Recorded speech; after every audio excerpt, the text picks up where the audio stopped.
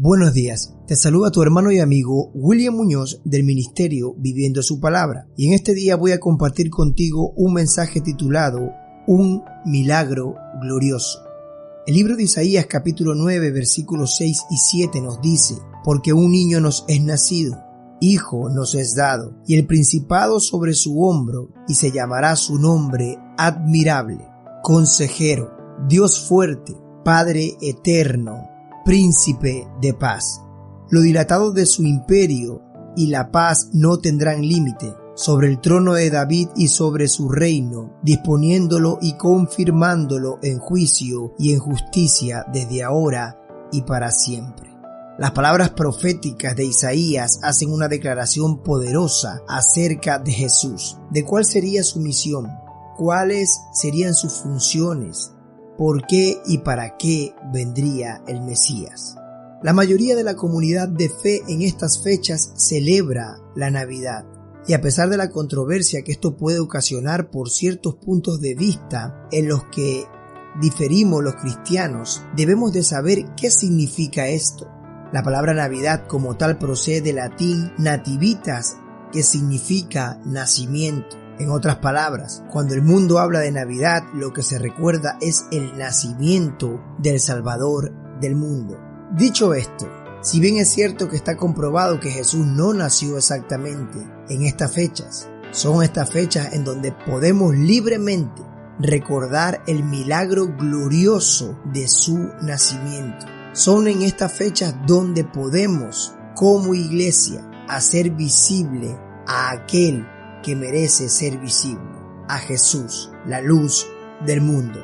Y podríamos debatir durante horas sobre si es o no es adecuado recordar su advenimiento en estas fechas. Pero lo cierto es que todos los días son buenos para recordar a nuestro Salvador, mucho más cuando todos lo recuerdan especialmente. Aunque estamos rodeados de un sinnúmero de costumbres diferentes en donde vemos cenas familiares, vemos regalos, vemos luces, incluso árboles decorativos, aunque podemos estar en épocas donde se popularizan los villancicos y las canciones navideñas, donde se puede transgiversar el sentido original de esta fiesta y donde acabamos en muchas ocasiones disfrutando más de cosas banales que de su verdadero trasfondo, es imposible pasar por alto el cumplimiento de la profecía de Isaías. Jesús fue y es el mayor milagro para la humanidad. Empezando desde su concepción milagrosa, la mano de Dios estaba en el asunto. El Espíritu Santo hizo su obra en María y el cumplimiento de la promesa se hizo visible en la tierra. El hombre había perdido el privilegio de acercarse a Dios por causa del pecado, pero fue con la intervención de Jesús, el Cristo, que pudimos acercarnos al Padre por medio de la reconciliación que recibimos a causa de ese sacrificio perfecto pagado a precio de sangre. El Príncipe de paz vino a salvar el mundo, vino a establecer su reino en la tierra y a despojar a Satanás y sus demonios de todo poder y autoridad, haciendo un espectáculo público triunfando sobre ellos en la cruz. Dios hecho hombre entre nosotros por amor a la humanidad, reclamando nuestros derechos robados en el Edén y confirmando su gloria y majestad, su poder, mediante el cual traería juicio y justicia a la tierra. Y es que muchos quisieran borrar esta tradición, y no podemos obviar que el plan del enemigo está en el asunto, pues su fin es que nadie conozca de Jesús. Él quiere traer usurpadores de su gloria, impostores de su legado y falsos estafadores de la fe. En estas mismas fechas vemos cómo el mundo mismo se ha olvidado de Jesús, celebrando al hombre de traje rojo. Dependiendo de cada cultura, de cada lugar, de cada nación, tienen otros ídolos a los cuales celebrar en estas fechas.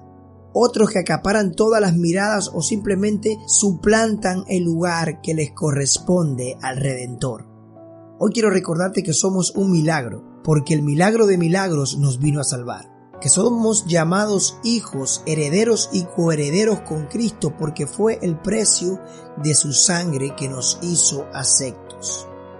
Y no estoy defendiendo una postura navideña. Ese no es el fin. El fin es que proclamemos al Salvador, que no permitamos por ninguna circunstancia que usurpen su trono.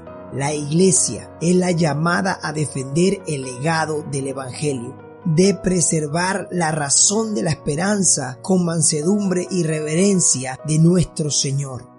Quiero terminar con estas palabras del apóstol Pablo en Filipenses 1:15 en adelante, donde nos dice: algunos a la verdad predicaban a Cristo por envidia y contienda, pero otros de buena voluntad. Los unos anuncian de Cristo por contención, no sinceramente, pensando añadir aflicción a mis prisiones, pero los otros por amor, sabiendo que estoy puesto para la defensa del Evangelio. ¿Qué pues? Que no obstante de todas maneras, o por pretexto, o por verdad, Cristo es anunciado, y en esto me gozo y me gozaré aún.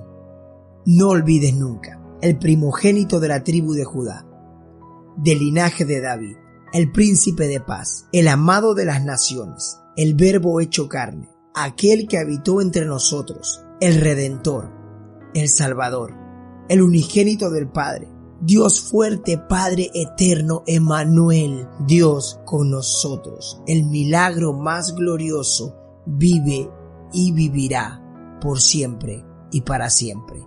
Que Dios te bendiga.